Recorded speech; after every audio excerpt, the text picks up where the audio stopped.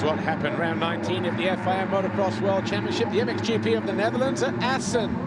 Jorge Prado gave himself plenty of room to work going into the first turn, but Covington and Kier Olsen got wrapped up in each other's bikes. Rodriguez also went down, and he has offered assistance from the Khmer Yamaha squad. Jonas was in around about 6th or 7th place, but it was Jonas's teammate Prado who led from Mews, Vassen, Osland, Valandren around the outside.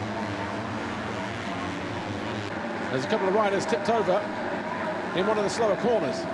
Jonas right there, but in around about 5th place. He then went after Alvin Osland, the SM Action MC Migliori Yamaha rider, 161 to his left. Found his way past the young Swede, got himself into that 5th place. Watson spun out though on the opening lap, and all of a sudden was down in 24th place. Side by side, Calvin Valandren, number 10 for Team HRC. Eventually out-muscled the 98 Honda 114 Motorsports rider Bas Varsen. Those two fighting over 3rd and 4th places. Covington had a collision with another rider on lap 2 and was out of the race. He will go to the line 32nd for Sunday's races. Jonas had 1 or 2 scary moments on his Red Bull KTM as he went in pursuit of Bas Varsen. But on the charge was the number 29 of Henry Jacobi for STC Racing Husqvarna, found his way past Varsen. Jonas also followed through. Then these two had their own little bit of a shindig going on, showing his displeasure at Jonas. So something obviously happened that we never saw, but Jonas being pushed back down to 5th by the German. Valandren muscled his way past Conrad Mews into 2nd round about the halfway point, but it was still a good ride for the Hitachi Acer KTM rider who came home in 3rd. Hunter Lawrence, one of several riders to have to work his way through the field. Anthony Rodriguez fell down to 21st on the final couple of laps or so, but it was Prado, your winner for the 9th time this year from Calvin Valandren. Conrad Mews, Henry Jacobi, Pauls Jonas, your top 5. Bas Varsen was 6, Alvin Osland 7, and Thomas Kier Olsen was 8, ahead of Hunter Lawrence and Ben Watson. Yeah, it was a good qualifying race. Felt really good.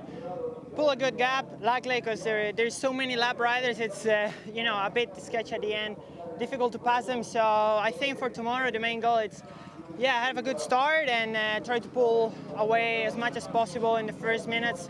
So when we arrive to the lappers, we still have some gaps. So no, felt really good today. I'm really happy, and yeah, good week. In MXGP qualifying over on the left side, Tony Cairoli got the better of his teammate Jeffy Hurlings, but as usual he held a nice tight line going through that first turn. Ivan Monticelli took a flyer around the outside as Harry Kulas stalled at the back, but it was Hurlings who led though coming out of the 2nd turn.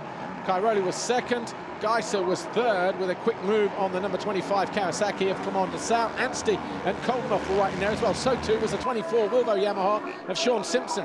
Anstey got the better of de Sal early on, and Van Horbeek, who didn't go out in the first free practice because of a sickness, he emerged in the time training session, and then he went down though from 7th on the 2nd lap of qualifying. He eventually came home in 14th place. Anstey got a bit out of shape going through the waves as he went after Koldenhoff. Koldenhoff then turned on the gas and found his way into 3rd with that pass on Tim Geiser a lap later. The Slovenian losing 2 positions in as many laps as Anstey also went through for Rockstar Energy Husqvarna, but it was Red Bull KTM's 1, 2 and 3 at the front, led out by Hurlings, Cairoli and Koldenhoff. Petrov went flying through the air. He was out of 13th.